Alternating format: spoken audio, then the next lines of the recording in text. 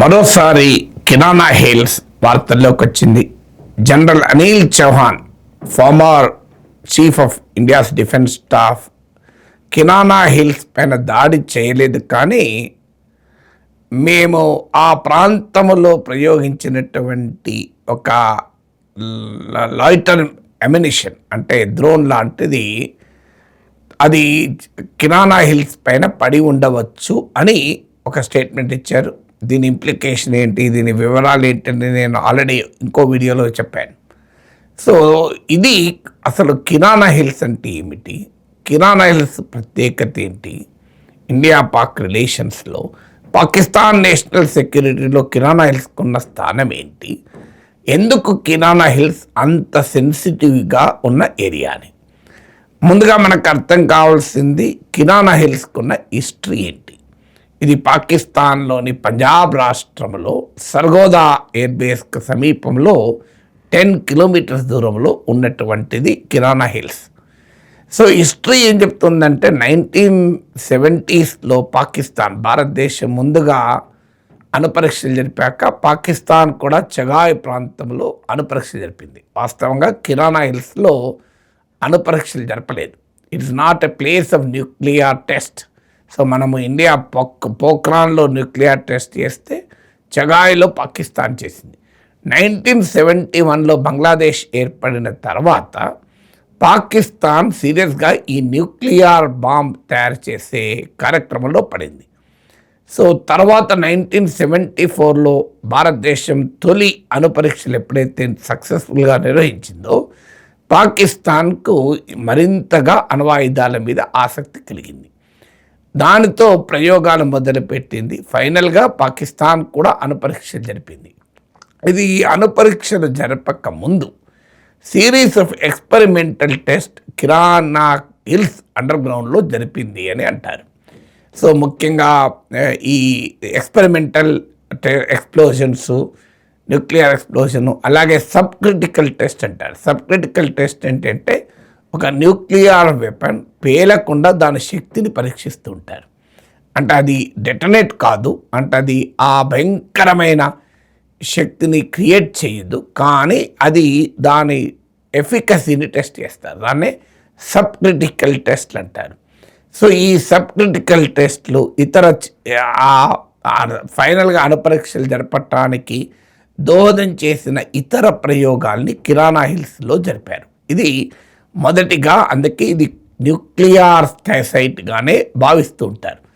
అయితే ఇక్కడ నిజంగానే అణ్వాయుధాలు ఉన్నాయా లేవా, న్యూక్లియర్ ఇన్స్టలేషనా కాదా, ఇప్పుడు ఏ రకమైన న్యూక్లియర్ ఫెసిలిటీస్ అక్కడ ఉన్నాయి, ఇవన్నీ ఇప్పటికైతే మనకు తెలియదు, బయటికి తెలిసిన అంశం కాదు. ఎందుకంటే న్యూక్లియర్ వెపన్స్ అనేది చాలా సీక్రసీలో ఉంటాయి. ఇప్పుడు ఇరాన్ న్యూక్లియర్ వెపన్స్ గురించి ఇప్పటికీ అమెరికానే తేల్చుకోలేకపోతుంది.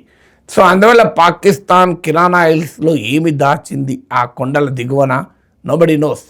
కానీ గత చరిత్ర ఏం చెప్తుందంటే ఇక్కడ హిస్టారికల్గా కిరానా హిల్స్ అండర్ గ్రౌండ్లో ఈ సబ్ క్రిటికల్ పరీక్షలు, ఇతర ప్రయోగాలు, అణ్వస్త్ర తయారీకి ముందు, అణ్వస్త్రాలను సక్సెస్ఫుల్గా పాకిస్తాన్ టెస్ట్ చేయకముందు అక్కడ పరీక్షలు జరిపారు. అందుకే ఇది ఈ చరిత్రలో పాకిస్తాన్ న్యూక్లియర్ ప్రోగ్రామ్కు కిరానా హిల్స్కు ఆ రిలేషన్షిప్ ఉంది.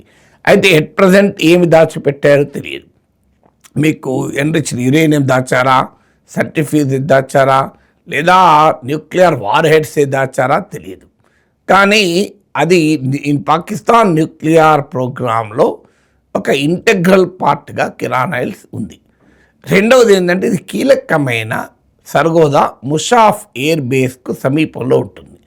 సో ఈ ముషాఫ్ ఎయిర్ బేస్ సర్గోదాకు సమీపంలో ఉండడం కూడా ఈ కిరానా హిల్స్ ప్రాధాన్యతను పెంచింది. కానీ అదే సమయంలో కన్వెన్షనల్ వార్ న్యూక్లియర్ వార్గా మారుతుందా అనేది సహజంగా ఉన్న ఆందోళన. ఈవెన్ అమెరికా కూడా, డొనాల్డ్ ట్రంప్ కూడా ఇది అనుయుద్ధంగా మారబోతోంది కనుక నేను దీన్ని ఆపాను అని చెప్పారు. అయితే భారత్ పాక్ల మధ్య 1988లోనే ఈ న్యూక్లియర్ అగ్రిమెంట్ కుదిరింది. రెండు దేశాలు కూడా తమ అణు కేంద్రాల గురించి సమాచారాన్ని ఎవ్రీ జనవరి 1 ఇచ్చిపుచ్చుకుంటాయి. అందువల్ల పాకిస్తాన్ ఇండియా 1988లో కుదుర్చుకున్న ఈ ఒప్పందం 1991లో కూడా అమల్లోకి వచ్చింది. కానీ ఇప్పటి వరకు ఇండియా కానీ పాకిస్తాన్ కానీ ఏదన్నా పాకిస్తాన్ వాడు నోటికొచ్చినప్పుడు అప్పుడప్పుడు మాట్లాడవచ్చు, కానీ న్యూక్లియర్ పాలసీలో మేము మార్పు తీసుకొచ్చి అటాక్ చేస్తామనైతే అనలే. సో వాళ్ళకు మా ఎక్కుపెట్టున్నాయి, మా దగ్గర ఇండియాలో ఎక్కుపెట్టున్నాయి, ఇలా ప్రగల్భాలు పలికిన మాట నిజం. కానీ సాధారణంగా న్యూక్లియర్ వెపన్ ఉన్న కంట్రీ మరో న్యూక్లియర్ వెపన్ ఉన్న కంట్రీ పైన అటాక్ చేయాలంటే భయపడుతుంది కూడా. దాన్నే డిటరెన్స్ అంటారు. ఎందుకంటే తాను డ్యామేజ్ చేస్తే తన దేశంపై కూడా ప్రత్యర్థి దాడి చేస్తాడు. అందువల్ల దాన్నే డిటరెన్స్ అంటారు. ఒక అణ్వాయుధాలు ఉన్న దేశం మరో అణ్వాయుధాలు ఉన్న దేశంల మధ్య న్యూక్లియర్ డిటరెన్స్ ఉంటుంది. అందువల్ల కిరాణా ఆయిల్స్ను మనం కావాలని టార్గెట్ చేసే అవకాశమే లేదు. పాకిస్తాన్ న్యూక్లియర్ ప్రోగ్రామ్ను ఇండియా టార్గెట్ చేయలేదు. ఇది ఇప్పుడే కాదు, ఆపరేషన్ సింధూర్ టైంలో కూడా ఎయిర్ మార్షల్ ఏకే భారత్ అదే చెప్పాడు. ఈవెన్ ఆయనైతే కిరాణా ఆయిల్స్లో అణ్వస్త్రాలు ఉన్నాయి అది మాకు తెలియదే అన్నాడు కూడా. కానీ భారతదేశం కిరాణా ఆయిల్స్లో ఉన్నాయా లేదా తెలియదు, కానీ మేమైతే పాకిస్తాన్ అణు కార్యక్రమాన్ని అటాక్ చేయలేదు అని చెప్పారు. కారణం ఏంటి? ఆపరేషన్ సింధూర్ లక్ష్యం ఏంటో అర్థమైతే ఇది కారణం అర్థమవుతుంది. ఆపరేషన్ సింధూర్ అనేది తీవ్రవాద స్థావరాల్ని ధ్వంసం చేయడానికి ప్రారంభమైన ఆపరేషన్. అందుకే మన జయశంకర్ చెప్పారు కూడా, భారత ప్రభుత్వం పాకిస్తాన్కి ఇన్ఫర్మేషన్ కూడా ఇచ్చింది, మేము మీ దేశం పైన యుద్ధం చేయడం లేదు, దాడి చేయడం లేదు, కేవలం టెర్రర్ ఇన్ఫ్రాస్ట్రక్చర్ను మాత్రమే టార్గెట్ చేస్తున్నాము అని చెప్పారు. అయినా కూడా పాకిస్తాన్ ఎప్పుడైతే మనం తీవ్రవాద స్థావరాలపైన అటాక్ చేశామో, పాకిస్తాన్ మన పైన అటాక్ చేసే వరకు దాన్ని న్యూట్రలైజ్ చేయడానికి మాత్రమే అటాక్ చేశాము. కానీ పాకిస్తాన్ పైన ఫుల్ ఫ్లెడ్జ్డ్ వార్ కాదు ఆపరేషన్ సింధూర్. అందువల్ల పాకిస్తాన్ కిరాణా ఆయిల్స్ పైన దాడి చేసే అవకాశమే లేదు. పాకిస్తాన్ న్యూక్లియర్ ఇన్స్టలేషన్ను భారతదేశం టార్గెట్ చేయలేదు. ఇది జనరల్ అనిల్ చౌహాన్ నిన్న చెప్పారు. అంతకుముందు general air marshal A K Bharti కూడా అదే చెప్పారు. సో అందువల్ల ఇండియా ఎక్కడా న్యూక్లియర్ అటాక్ పూనుకోలేదు అనేది చాలా స్పష్టం. కానీ ఎందుకు మరి జరిగింది ఈ టెన్షన్ అంతా? కిరాణా ఆయిల్స్పై దాడి జరిగింది అని మనకు వీడియోలు కూడా కిరాణా ఆయిల్స్పై దాడి జరిగింది, కిరాణాపై దాడి చేయండి అని టెన్షన్తో అంటున్నవారు. అలాగే సౌదీ అరేబియాలోని ఒక ఎయిర్ బేస్ నుంచి అమెరికా బోరాన్ అనే కెమికల్ ఉన్నటువంటి ఎయిర్క్రాఫ్ట్ పంపింది. ఇక్కడ బోరాన్ రేడియో యాక్టివ్ లీకేజ్ను అరికట్టడంలో ఉపయోగపడుతుంది. ఇవన్నీ ఎందుకు వచ్చాయంటే కిరాణా హిల్స్ పైన ఒక డ్రోన్ పడిన మాట నిజమే. ఇప్పుడు అనిల్ చౌహాన్ తెలిపారు. ఎందుకు అది కిరాణా హిల్స్ని అటాక్ చేయడానికి ప్రయోగించింది కాదు, సర్గోదా ఎయిర్ బేస్ సమీపంలో మేము రేడార్లను గుర్తించి అటాక్ చేయడానికి ప్రయోగించాం. కానీ అది 2 గంటల పాటు ఉంటుంది ఆకాశంలో. ఇక తర్వాత అది టార్గెట్ను గుర్తించలేకపోతే ఎక్కడో ఒక చోట పడాలి, అందుకే కిరాణా ఆయిల్స్లో పడింది అని.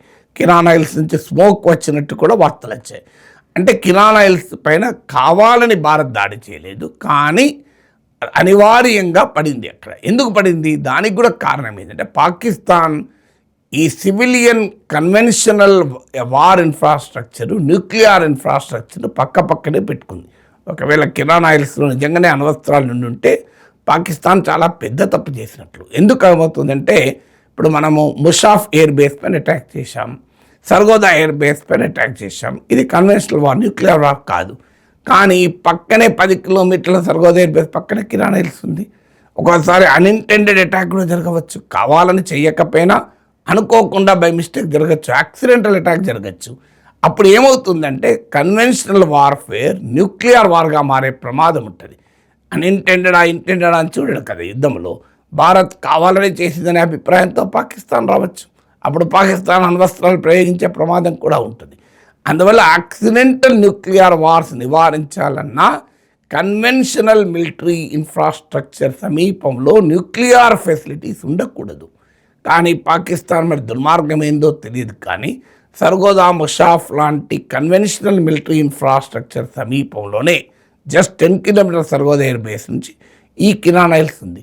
అందువల్ల కిరాణా హిల్స్లో కనుక పాకిస్తాన్ ఏదైనా న్యూక్లియర్ ఇన్స్టలేషన్ పెడితే అది భవిష్యత్తులో కూడా ప్రమాదకరమైన కాన్సిక్వెన్సెస్కు దారి తీయచ్చు. మనము న్యూక్లియర్ అటాక్ చేయదలుచుకోకపోయినా అది న్యూక్లియర్ వార్గా మారే ప్రమాదం కూడా ఉంటుంది. అందుకొరకు కూడా కిరాణా హిల్స్ ప్రాధాన్యతను సంతరించుకుంటుంది.